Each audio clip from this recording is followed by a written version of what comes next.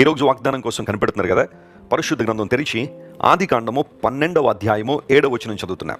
యెహోవా అబ్రామునకు ప్రత్యక్షమయ్యి నీ సంతానమునకును ఈ దేశం ఇచ్చేదనని చెప్పగా అతడు తనకు ప్రత్యక్షమైన యెహోవాకు ఒక బలిపీఠమును కట్టెను. ప్రార్థన చేసుకుందాం. ప్రేమగల తండ్రి, గొప్ప దేవా, నీకు వందనాలు.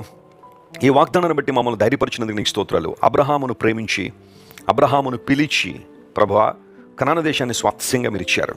ఈ దేశం ఇస్తానని వాగ్దానం చేసావు, ఇచ్చావు ప్రభువా, నీకు వందనాలు. నువ్వు ఎంత మంచి దేవుడు నాయన, నువ్వు ఇచ్చివాడు గనుక నీకు వందనాలు. నీ ప్రాణం ఇచ్చిన మంచి స్నేహితుడు నీవు. మా కొరకు నాయన నిన్ను తగ్గించుకున్నావు, శిలువ మరణం పొందినంతగా విధేయత చూపించి మా పట్ల నీకున్న ప్రతి మంచి ప్రణాళికను బట్టి నీకు స్తోత్రాలు చెల్లిస్తున్నాం. ఈరోజు మా ప్రియులు ఎవరైతే అవసరాల్లో ఉన్నారో, ఇబ్బందులు ఉన్నారో, ఇచ్చే దేవుడు కనుక వారికి మేలు చేయండి ప్రభువా. వారి ఉద్దేశాల్లో, వారి ప్రణాళికల్లో నీ అభిషేకం ఉంచి అద్భుతాలు చేయమని కోరుతున్నాం. ఘనత మహిమ నీకు చెల్లిస్తూ ఈరోజు అంతట్లో కావాల్సిన విజయాన్ని ప్రతి ఒక్కరికి దయచేయమని యేసుక్రీస్తు నామం పేరిట అడుగుచున్నాం తండ్రి. ఆమేన్.